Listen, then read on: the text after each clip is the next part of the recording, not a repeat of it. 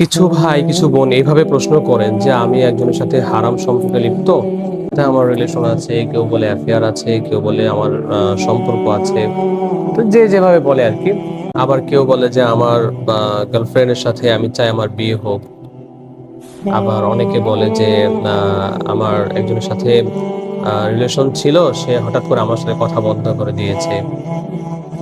এর মধ্যে আবার কেউ বলে এরকম যে আমার একজনের সাথে হারাম সম্পর্ক একজনের সাথে আমার রিলেশন আছে, তো তার ফ্যামিলি রাজি না, এখন এই জন্য সে আমার সাথে কথা বলতেছে না। আবার কেউ বলে যে তার ফ্যামিলি রাজি না, কিন্তু আমরা আমাদের সম্পর্ক কন্টিনিউ করতেছি, দোয়া চাই যেন আমরা বিয়ে করতে পারি। তো এই যে যত যাই বলুক, ঘুরে ফিরে কিন্তু একটা জায়গায় লটকে আছে, আর সেটা হচ্ছে রিলেশন, হারাম সম্পর্ক, অ্যাফেয়ার ইত্যাদি। তো এই ধরনের প্রশ্ন যারা করে, তো সেখানে কিছু বিষয় আমি বলতে চাই। সেটা হচ্ছে প্রশ্ন করার কিছু আদব রয়েছে। তো এই বিষয়টা আসলে অবশ্যই খেয়াল রাখবেন যে আসলে আদব মেনটেন করে প্রশ্ন করা। অনেকে দেখা যায় আমার চাইতে অনেক ছোট হবে, তো সে এসে বলতে একটা ছেলের সাথে আমার রিলেশন আছে।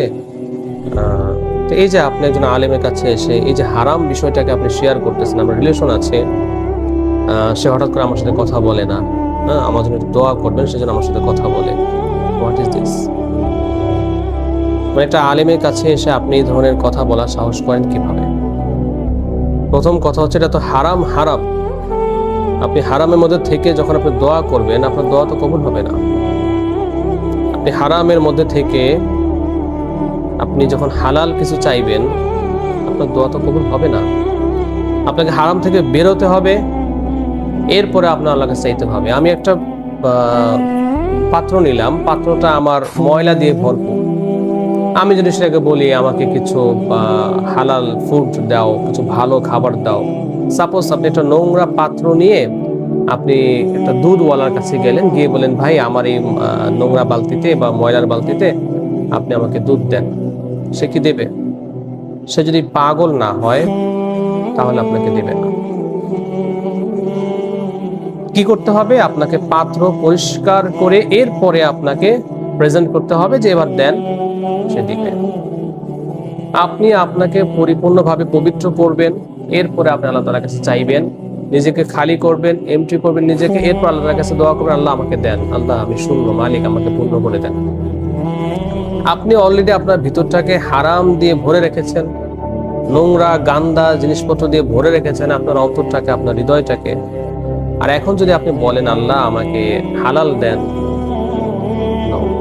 আপনি আগে এখান থেকে বের হন, তওবা করেন। যতদিন আপনি হারামের মধ্যে ছিলেন, বিয়ে বহির্ভূত অবস্থায় ছিলেন, বিয়ে ছাড়া একজন একজনের সাথে রাতভর কথা বলছেন, এসএমএস করছেন, চ্যাটিং করছেন, গল্প করছেন, আড্ডা করছেন, প্রত্যেকটা বিষয়ের জন্য আল্লাহ তাআলার কাছে তওবার নিয়মে তওবা করে পুরোপুরি আল্লাহ তাআলার কাছে ক্ষমা নিয়ে এরপর আল্লাহ তাআলার কাছে আপনি চান। আপনি এদিকেও ঠিক রাখবেন, ওই দিকেও ঠিক রাখবেন, তা তো হবে না।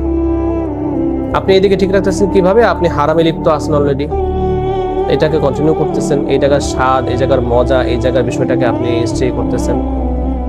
আবার এইদিকে আপনি হালাল ভাবেও চাচ্ছেন, তো দুইটাই আপনার ঠিক রইলো। যখন আপনি হালাল পেয়ে গেলেন তখন হালালে উঠে গেলেন, আবার হারামটাকে কন্টিনিউ করলেন। ছেড়ে দেন, আল্লাহর দিকে চেয়ে ছেড়ে দেন। এগুলো সব শয়তানি। যারা বলে যে সে আমাকে বিয়ে করতে চায় কিন্তু তার ফ্যামিলি রাজি না, তাহলে ফ্যামিলির উপরে যদি ডিপেন্ডেন্ট হয়, তাহলে সে আপনার সাথে কথা বলতেছে কেন, রিলেশন করতেছে কেন? বাটপারি, ধোঁকা, 2 নাম্বারই। আপনাকে সে বিয়ে করবে না, আপনার সাথে সে জাস্ট টাইম পাস করতেছে, এখন একটা উসিলা দিয়ে আপনার সাথে জাস্ট সে কন্টিনিউ করতেছে। ধোঁকায় পড়বেন না, নিজের জীবন নষ্ট করবেন না। আপনার মতো এরকম অনেক বোন, অনেক ভাই এই ধরনের ধোঁকার মধ্যে পড়ে, অনেক ছেলেরা নিজের টাকা পয়সা, সময়, লাইফ, ক্যারিয়ার সব নষ্ট করেছে। অনেক বোন এরকম পাল্লায় পড়ে নিজের জীবনটা শেষ করে দিয়েছে। অতএব যেই জায়গায় আপনার ফ্যামিলি রাজি, আপনিও রাজি, আপনার মন মতো হয়েছে, বাস আল্লাহ তাআলার কাছে দোয়া করে ইস্তেগফার করে আপনি সামনে আগান। ফ্যামিলি রাজি না তো সে রাজি, সে রাজি না তো অমুক রাজি। তো এই জায়গা যখন আপনার জন্য ডাউট আছে, এই জায়গায় হবে কি হবে না, এমনকি বিয়ের মঞ্চে বসেও বিয়ে ভেঙে যায়, কবুল হওয়ার আগেও বিয়ে ভেঙে যায়, খাবার নিয়ে ঝগড়া লাগে, এখন তো দেখা যায় যে খাবার একজনের গায়ে একজন ভাত ছুঁড়ে মারতেছে, পত্রিকার খুললে খাবারে লবণ কম হয়েছে বিধায় বিয়ে বাড়িতে দ্বন্দ্ব, গোস্ত শেষ হয়ে গেছে বিধায় বিয়ে বাড়িতে দ্বন্দ্ব লেগে দুই গ্রুপের সংঘর্ষ, এক গ্রুপ আরেক গ্রুপকে ভাত মেরে মাথা ফাটা ফেলছে, এই যে ইত্যাদি ইত্যাদি, মুরগির রান মারছে তার গায়ে, বিয়ে শেষ। আবার দেখা যায় মোহরানা নিয়ে ঝগড়া লেগে দ্বন্দ্ব লেগে বিয়ে শেষ। তাহলে বিয়ের মঞ্চে বসেও কবুল হওয়ার 1 মিনিট আগেও বলা যায় না বিয়ে হবে কি হবে না, আবার বিয়ে হওয়ার পর দিনও বিয়ে ভেঙে যায়। সেই জায়গায় আপনার ফ্যামিলি অমুকে রাজি না, তমকে রাজি না, অমুকে রাজি, আপনারা দুজন টোনাটুনি রাজি, তো কেয়া কারেগা কাজী? বিষয়টা কি এরকম? সাবধান হয়ে যান, হারাম থেকে বের হয়ে এরপর আল্লাহ তাআলার কাছে চান। আমি বারবার বলি এইভাবে প্রশ্ন করাটা উচিত না। আপনি এসে ওপেনলি বলতেছেন এটাকে যে গুনাহ, এটা যে হারাম, এটা যে জিনা, যেটার একটা গুনাই আপনাকে জাহান্নামে নিয়ে যেতে পারে, এটাকে গুনাই মনে করতেছি না আমরা। আল্লাহ তাআলা আমাদেরকে তৌফিক দান করুন। যারা এই প্রশ্নগুলো নিয়ে আসেন তাদের কাছে প্রথম রিকোয়েস্ট, আপনাকে হারাম থেকে বের হন, হারাম থেকে বের হন, এরপরে আপনার প্রয়োজন আমার কাছে নক করেন। দ্বিতীয় কথা হচ্ছে যারা আমল করেন বা আমলের জন্য দৌড়াদৌড়ি করেন তাদের কাছে প্রশ্ন যে একটু বলেন তো লাস্ট কবে কোরআন শরীফ পড়ছেন? পড়া না, আপনি লাস্ট কবে কোরআন শরীফ ধরছেন, কোরআন শরীফ খুলে দেখছেন, লাস্ট কবে একটু মনে করেন। হয়তো কেউ উত্তর দিবে 2 দিন আগে, 5 দিন আগে, 10 দিন আগে, কেউ বলবে 1 বছর আগে, কেউ বলবে মনে নেই। লাস্ট কবে আপনি ফোন ধরেছেন, লাস্ট কবে আপনি মোবাইল ধরেছেন? বলবেন এখনো ধরে আছি, 10 মিনিট আগেও ধরছি। তাহলে এই যে আপনার নিজের অবস্থাটা আপনি নিজে যখন পর্যবেক্ষণ করবেন যে আমি তো কোরআনের সাথে আমার সম্পর্ক নাই, নামাজের সাথে সম্পর্ক নাই, ইসলামের সাথে সম্পর্ক নাই, আমার দেহের মধ্যে, আমার ঘরের মধ্যে, আমার জীবনের মধ্যে কোথাও ইসলাম নাই। আমি যখন বিপদে পড়ছি, যখন আমার প্রয়োজন, তখন আমি ইসলামের কাছে যাই উপকার নেওয়ার জন্য। যখন আমি বিপদে পড়ি তখন আমি আল্লাহকে ডাকি, বিপদ শেষ আল্লাহও শেষ। বিষয়টা কিরকম? বিপদে পড়লেও আল্লাহকে ডাকতে হবে, না পড়লেও আল্লাহকে ডাকতে হবে, সুখে থাকলেও আল্লাহকে ডাকতে হবে, দুঃখে থাকলেও আল্লাহকে ডাকতে হবে। তো এখন আমি বলবো যে সর্বপ্রথম আপনার আমল কি? সব সময় কোরআনের সাথে সম্পর্ক রাখা, অর্থ বুঝে বুঝে কোরআন পড়ার চেষ্টা করা, কোরআনের তাফসীর যেগুলো আছে এগুলো শোনা। দ্বিতীয়ত আমল হচ্ছে আপনি সেজদায় গিয়ে কান্না করা। তৃতীয়ত আমল হচ্ছে প্রতি শুক্রবার আসরের পর থেকে নিয়ে আল্লাহ তাআলার কাছে দোয়া করা। দেখুন হাদিসে আসছে যে শুক্রবারের এমন একটা সময় আছে যে সময়টা আল্লাহ তাআলার কাছে বান্দা কিছু চাইতে দেরি, আল্লাহ কবুল করতে দেরি হয় না। কিন্তু সেই সময়টা কখন নির্দিষ্ট করে দেননি। কেন? আল্লাহ তাআলা চান আপনি শুক্রবারের সারাটা সময় আল্লাহ তাআলার কাছে চাইতে থাকেন, ছুটির দিন আল্লাহ তাআলার কাছে চাইতে থাকেন। যদি নির্দিষ্ট ওই সময়টা বলে দিত, শুধু ওই সময়টা চাইতেন, বাকিটা সময় আবার দুনিয়া নিয়ে ব্যস্ত হয়ে যেতেন। আল্লাহ তাআলা চান বান্দা সারাটা সময় আমার সাথে লেগে থাকুক, আমাকে ডাকুক, আমার কাছে চাক। আল্লাহ তাআলার সাথে সম্পর্ক তৈরি করেন, বন্ধুত্ব তৈরি করেন। সারাদিন হারাম মানুষের সাথে হাই হ্যালো, কি খেয়েছো, কি করতেছো, কোথায় আছো, এই সেই ইত্যাদি না করে আল্লাহ তাআলার সাথে কন্টিনিউ করেন। আল্লাহ আমার এখন এটা দরকার, আল্লাহর সাথে কথা বলেন, আল্লাহ এই জিনিসটা এমন হলে কেমন হইতো। মানে আল্লাহর সাথে একটা মানে স্বাভাবিক একটা মানুষের সাথে বন্ধুত্ব করলে যেমন কথোপকথন, যে ডায়লগগুলো যারা ইউজ করে, আল্লাহর সাথে মনে মনে আপনি সেই ডায়লগটা কন্টিনিউ করেন। যদি আল্লাহ আপনার বন্ধু হয়ে যায়, দুনিয়ার কোনো কিছু আপনার যায় আসে না, সব আপনার হাতের মুঠোর মধ্যে চলে আসবে ইনশাআল্লাহ। আমাদের কাছে দৌড়ানো লাগবে না, আমরা তো গুনাহগার মানুষ, খারাপ মানুষ।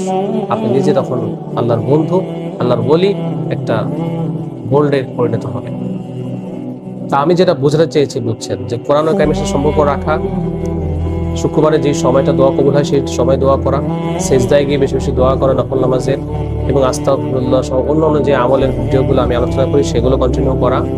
আগে বেসিক ঠিক করতে হবে, এটা হচ্ছে আমার মূল আজকের আলোচনা, যে আগে বেসিক ঠিক করেন। আপনি গুনাহ থেকে বের হন, হারাম থেকে বের হন, হালাল খান, ইসলামটাকে নিজের লাইফে নিয়ে আসেন, ইসলামটাকে কায়েম করার চেষ্টা করেন, সকলের মাঝে বন্ধু বান্ধব সেইভাবে সার্কেল তৈরি করেন যারা ইসলামকে মেনটেন করে, বা যারা ইসলামকে মেনটেন করে না এদের সাথে যদি আপনি মিশতে হয়ও তাদের মাঝে ইসলামকে প্রচার করার চেষ্টা করেন। এরপরে আপনি আমল করেন, ইনশাআল্লাহ আপনার আমলের পিছনে আর কোনো বাধা থাকবে না কবুল হওয়ার ক্ষেত্রে। অতএব কেউ মনে কষ্ট নেবেন না, কাউকে কষ্ট দেওয়ার জন্য বলিনি। আমরা সবাই আপনার একে অপরকে ইসলামের জন্য, দ্বীনের জন্য ভালোবাসি, আল্লাহর জন্য মহাব্বত করি। প্লিজ হারাম থেকে বের হন।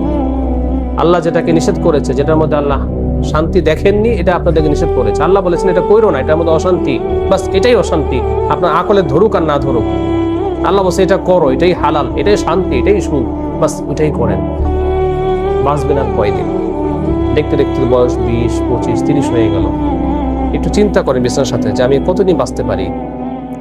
আমার মতো অনেকেই তো কবরে চলে গেছে, আমি তো এখনো বেঁচে আছি। আল্লাহ তাআলা আমাকে হায়াত দিয়েছে, অনেক সুযোগ।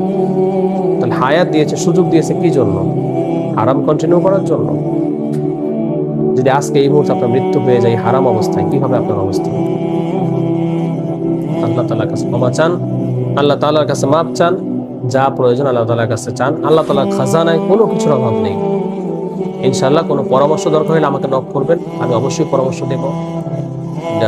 কমেন্ট বক্সে আমার নাম্বার দেওয়া থাকবে, সেখানে ইনশাআল্লাহ সবাই নক করবেন যদি প্রয়োজন হয়। আল্লাহ তাআলার কাছে দোয়া করি। আমরা প্রায় মাদ্রাসা ছাত্রদেরকে নিয়ে, আমার মাদ্রাসায় আমি দোয়া করি, অনেক ভাই অনেক বোন মাদ্রাসায় ছাত্রদেরকে দিয়ে খতম করান, দোয়া করান। তো ইনশাআল্লাহ আপনার যদি দোয়া করতে মন চায় ইনশাআল্লাহ আমাদেরকে জানাবেন, আমরা ছাত্রদেরকে নিয়ে দোয়া করে দেবো ইনশাআল্লাহ। চাই সবাই যেন আমাদেরকে এমন একটা কথা বলুক যে আলহামদুলিল্লাহ, আল্লাহ তাআলার কাছে যা চেয়েছি তা পেয়েছি। এই একটা SMS, এই একটা কমেন্টের অপেক্ষায় আমি থাকি। আল্লাহ তাআলা সবার মনে আশা পূরণ করুক, সবাইকে হাসি মুখে রাখুক, সবার দুঃখ কষ্ট দূর হয়ে যাক, এই দেশের সবাই আমরা শান্তিতে থাকি, দেশটা যেন ভালো দিকে যায়, দেশে যেন উন্নতি হয়, দেশের মানুষগুলো যেন মিলেমিশে থাকতে পারে, ঝগড়া বিবাদ মারামারি ইত্যাদি যেন দূর হয়, এই আশাই করি। এবং আপনারাও এই দোয়াই করবেন, আল্লাহ তাআলা আমাদের সবাইকে একসাথে মিলেমিশে থাকার তৌফিক দান করুক, শান্তিতে রাখুক, মনের আশাগুলো পূরণ করুক। এই প্রত্যাশা আজ এখানে শেষ করছি। দেখা হবে ইনশাআল্লাহ পরবর্তীতে নতুন কোনো ভিডিও নিয়ে। সবাই আমার জন্য দোয়া করবেন। আসসালামু আলাইকুম ওয়া রাহমাতুল্লাহি ওয়া বারাকাতুহু। ওয়া আলাইকুম আসসালাম। আসেন।